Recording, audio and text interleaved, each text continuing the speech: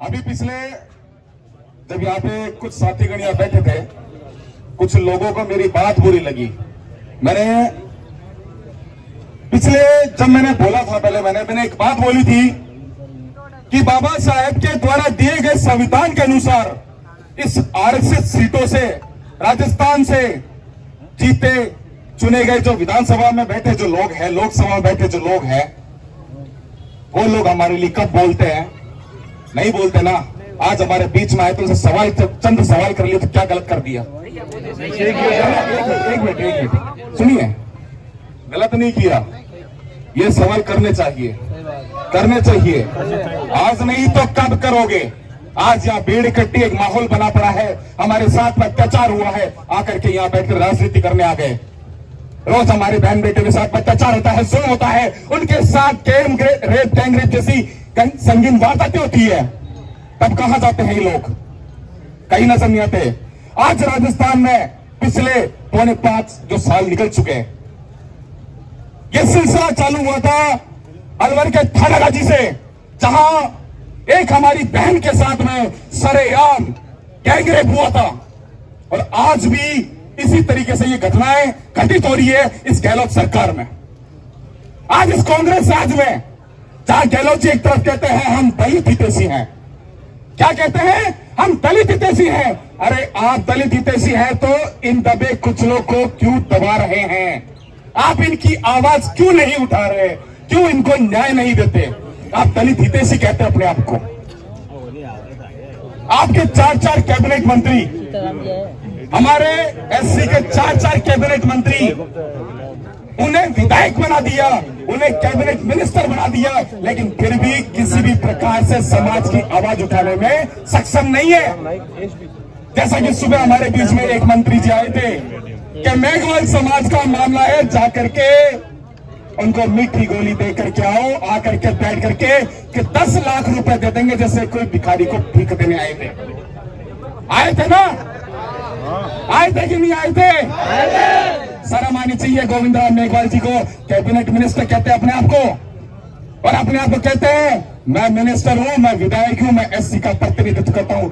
शर्म आनी चाहिए। डूब के मर जाना चाहिए ऐसे नेताओं को। ऐसे नेताओं को डूब के मर जाना चाहिए जो आरक्षित सीटों से बाबा साहेब को धोखा देने का काम करते हैं, जो आरक्षित सीटों से हमारा प्रतिनिधित्व करते हुए विधानसभा संसद में जाकर के हमारी आवाज को नहीं उठाने का काम करते हैं। ऐसे लोगों को डूब के मर जाना चाहिए। आज रही बात, यह जो आंदोलन है किसी विशेष पार्टी का नहीं है, किसी विशेष पार्टी का नहीं है, यह सामाजिक आंदोलन है। यहां पे नेता आएगा तो उससे सवाल भी होंगे, जवाब भी होंगे। यहां हम एक ही बात करते हैं कि पीड़ित परिवार को न्याय मिलना चाहिए। 5 दिन इस घटना को हो गए, 5 दिन, 4 दिन से यह धरना जारी है यहाँ पे। अब तक पीड़ित परिवार से पूछिए, उनके परिवार से पूछे, मां से पूछे, बाप से पूछेंगे, भाई और बहन से पूछिए कि उनकी हालत क्या है। वो लोग भूखे प्यासे यहां संघर्ष कर रहे हैं। वो न्याय की गुहार लगाए बैठे इस गहलोत सरकार से, इस तानाशाही सरकार से। ये जो गुंडागर्दी जो करती है सरकार, इनसे न्याय की गुहार लगाए बैठे कि काश यह गहलोत सरकार जो बड़ी बड़ी बात कहती है, अपने आप को दलित हितैषी कहती है, ये हमें न्याय देगी। लेकिन अफसोस की बात यह है गहलोत सरकार के कान पे जूं तक नहीं रेंग रही। बड़ी शर्म की बात है गहलोत जी। आज ये कुछ आमन की जनता, ये नवा विधानसभा की जो जनता है, नागौर की ये जनता है, आपसे गुहार लगाए बैठी है कि आपकी सरकार इन्हें न्याय देगी।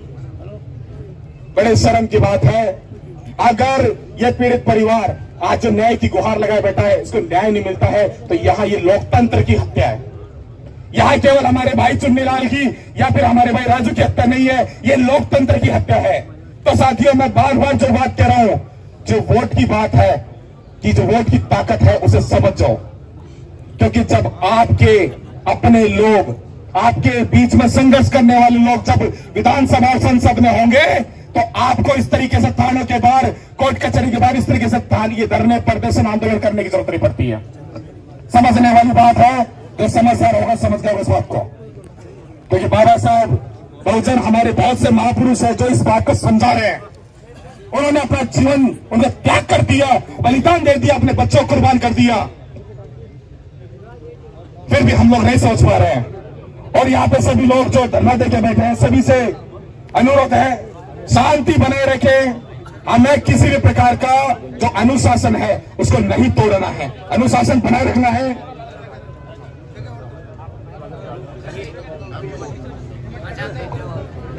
कलेक्टर साहब